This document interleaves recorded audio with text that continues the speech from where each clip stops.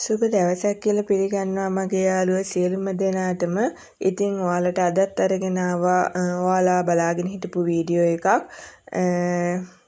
ඉතින් වීඩියෝ එකට යන්න කලින් මතක් කරනවා මගේ channel එකට අලුත් කෙනෙක් නම් ඔයා channel එක subscribe කරලා ඊට එහා පැත්තෙන් තියෙන bell button එකත් click කරලා තියාගන්න.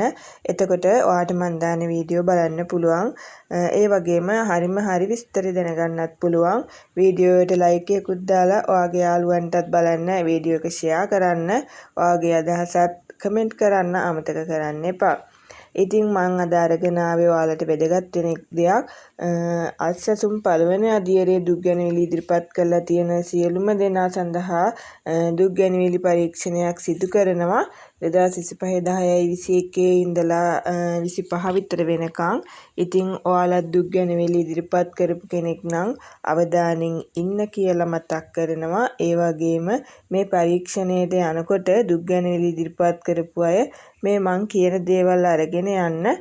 නැත්තම් ඔයාට මේ දේවල් නිවැරදි කියලා ඔයාට ඔප්පු කරගන්න බැරි වෙයි.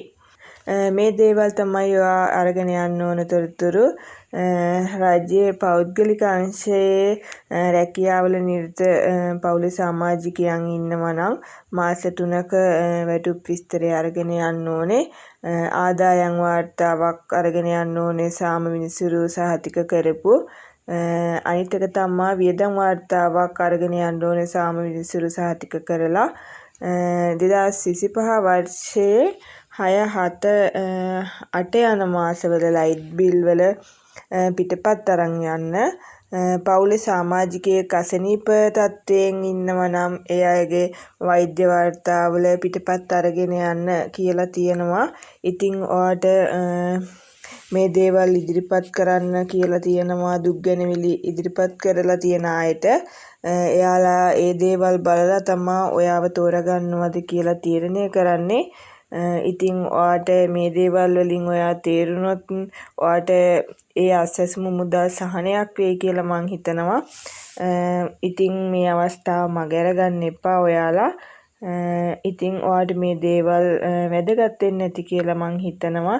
ඉතින් මේ වගේ වැදගත් විස්තර දැනගන්න අපේ channel එකත් එක දිගටම රැඳිලා ඉන්න කියලා ආරාධනා කරනවා.